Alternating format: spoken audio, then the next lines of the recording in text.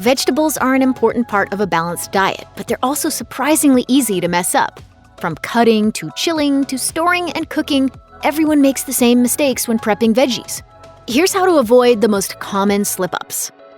Buying vegetables in bulk can be a great way to save money, but you have to be prepared for long-term storage when buying large bags of potatoes, onions, apples, avocados, and more. Potatoes and onions, for example, can last over a month if they're stored in a cool, dark space, but you should never store them together. The onions release gases that cause the potatoes to sprout, spoiling them faster. The same goes for apples. They release ethylene gas that causes other fruits and vegetables to ripen faster, so you'll want to store them away from other produce to keep the apples from ruining the bunch. When it comes to refrigerated vegetables, wrapping vegetables like kale, broccoli, carrots, and celery in a plastic bag will extend their shelf life. Storing them in the crisper bin will buy you an extra week or more. Mushrooms, on the other hand, do better in a dry environment like a paper bag, so keep them out of the crisper bin. Finally, if you buy root vegetables like carrots and beets with their greens attached, be sure to remove the green tops before putting them in the fridge. The tops are edible, but they will suck nutrients and moisture out of the roots, leaving you with sad, limp carrots. Preparing for the week by chopping your vegetables in advance is a great way to save time, but it might not be the best way to preserve the vegetable's flavor and color. It's not a problem with antioxidant-rich fruits and vegetables like berries, kale, broccoli, or beets. These items are protected from oxidizing and they won't change color when you cut into them. The same can't be said for items like potatoes, apples, bananas, eggplant, parsnips, taro root, celery root, and avocados. As soon as they're cut, the exposed surface begins to turn brown. You can limit the browning by brushing the cut surface with citrus juice. The best way to prevent your fruits and vegetables from oxidizing, though, is to keep their insides away from the oxygen in the first place. Keep them whole until just before you plan to cook or consume them. Oxidation isn't the only problem you have to worry about when slicing fruits and vegetables. Cutting produce too early can cause a loss of nutrients and overall quality as well. According to experts, nutrient loss is caused by oxygen, light, and heat. Fruits and vegetables are naturally protected from the first two factors, before they're cut, that is. Once the insides are exposed, the vitamins start to break down. Vitamin C is especially vulnerable as it can leak out in fluids when you cut produce. Cutting vegetables can also accelerate their spoilage. Cutting into them releases carbon dioxide, and in excess, that gas can change their flavor and texture. That's a good reason to buy whole fruits and vegetables and avoid the pre-cut vegetable options in the grocery store. It's just not worth the time savings. It might seem tedious to spend the time to cut vegetables into perfectly uniform pieces, but it's really quite important. At culinary school, students' knife skills are constantly assessed, and it's not just because the instructors want the finished dishes to look prettier. Uniform shapes cook more evenly than randomly sized pieces. This applies to vegetables cooked in a skillet on the stovetop, as well as sheet pan baked vegetables. Anything cut into very small pieces will cook more quickly than larger cuts. If you were to toss both sizes together, the tiny pieces would burn by the time the larger pieces cooked through. The only reason to cut vegetables into dissimilar sizes is when different cook times are desirable. It can work to your advantage with sheet pan dinners, for example. Cutting longer cooking items like sweet potatoes into a small dice while leaving broccoli in large florets would ensure that they cook at a similar rate. But for most meals, it's best to concentrate on consistent size when slicing vegetables. Round vegetables are the most dangerous item in the kitchen for beginner cooks.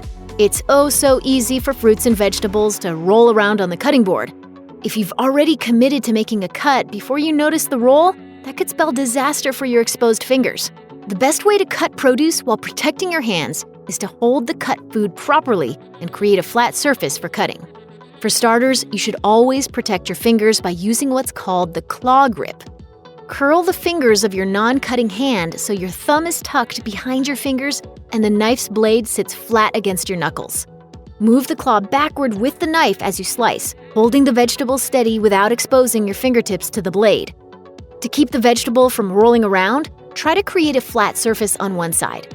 For example, with round items like potatoes, you can start by slicing off a strip of potato. When you turn the potato onto the cut side, it now sits flat, making it much easier to slice. If you have a chef's knife, you might think it's the right tool for any chopping, slicing, or dicing task. But there are several different types of knives out there for a good reason. Each blade is particularly well suited for a specific task.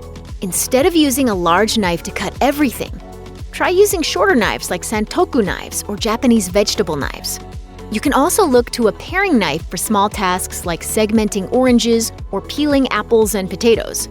Longer utility knives are great for chopping shallots or mincing garlic, and the serrated versions are perfect for thinly slicing tomatoes. More important than using the right knife is using a sharp knife. Sharp knife, imperative. Some people say they're scared of sharp knives, but there's really nothing scarier in the kitchen than a dull knife. Dull blades require more pressure to use, and they don't grip the surface of the food they're cutting, so they can slip more easily. Of course, some peels are inedible, but you might want to think twice before peeling vegetables like carrots, cucumber, potatoes, or ginger. You might be throwing away the most nutrient-rich parts of the vegetable. In general, the peels contain the highest concentration of vitamins, minerals, and antioxidants, and as much as 30% of a vegetable's fiber can be found in the peels. The fiber is not only good for your digestive health, but it can also help you feel fuller for longer. It's not just the peels either. The stems and leafy tops often contain more nutrients than the vegetable itself. Instead of throwing away vegetable tops, try to repurpose them into part of your dish. You can use carrot tops to make pesto or chimichurri, and beet and turnip greens create a delicious sautéed greens side dish.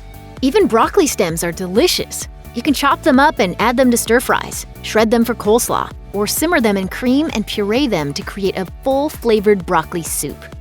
If you do decide to peel fruits and vegetables, make sure you're using the most efficient peeling method. Peeling incorrectly not only wastes valuable edible product, but it also wastes your time. For many tasks, a vegetable peeler works best. It makes quick work of removing the skins from potatoes, carrots, and cucumbers, and you can also use it to remove the fibrous strands from celery. A vegetable peeler can also be used for removing the skin from mangoes, but it's not the best tool for every task. A vegetable peeler is overkill when it comes to thin-skinned foods like garlic and ginger. There are several ways to peel garlic, including crushing it with the butt of your knife or shaking the cloves between two metal bowls. And ginger skin slips right off with the stroke of a regular spoon. Try not to let things like vegetable peels, woody stems, or wilted green tops go to waste. Those parts might not make it into your dinner, but they could certainly be repurposed to create an essential building block of a great meal: vegetable stock. Scraps that you might otherwise compost or discarded may be added to your vegetable stock. Most vegetables are fair game. You can use peels, the inedible ends of carrots and onions, the woody ends of asparagus and mushrooms, stalks, roots, and stems. You can even save things like onion skins, which can add an appealing color to your stock. Here's the thing with fruits and vegetables. They're dirty. Root vegetables like potatoes and carrots grow underground, but even above-ground produce like lettuce and tomatoes can be splattered with dirt and mud during the watering process.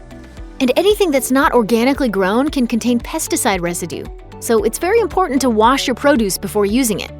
That doesn't mean you should wash your veggies as soon as you get home from the grocery store, though.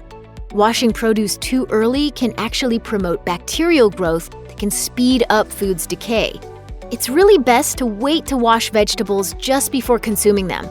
If you do have to wash them ahead of time, make sure they're as dry as possible before storing them. Excess moisture can also speed up food spoilage. For long-term storage or even short-term storage, bone dry is better.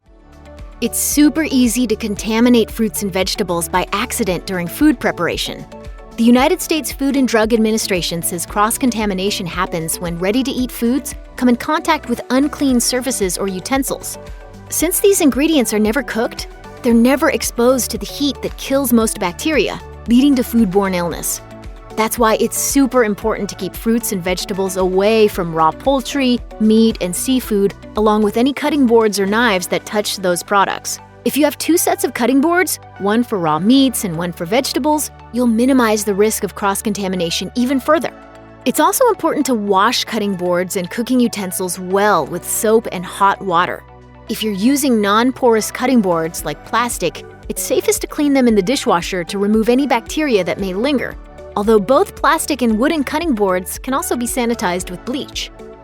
Every vegetable is full of vitamins, minerals, and antioxidants, but you might not be able to benefit from those nutrients if you don't cook them the right way. You see, some vegetables, like potatoes, mushrooms, spinach, asparagus, and Brussels sprouts, contain water-soluble vitamins, including vitamins B and C. Boiling these vegetables causes the vitamins to leach out into the cooking water. Unless you're making soup, you'll miss out on these vitamins.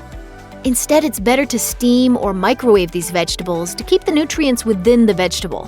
Fat-soluble vitamins A, D, E, and K, on the other hand, are actually more absorbable by the body when they're cooked in a fat.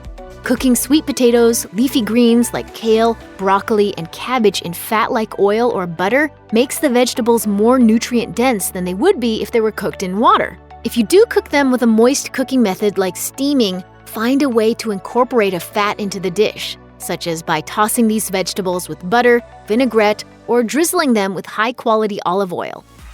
If you're trying to extend the shelf life of your fruits and vegetables, the freezer is a great way to go. It'll stop vegetables from spoiling, and it can also be an effective way to prep meals for later.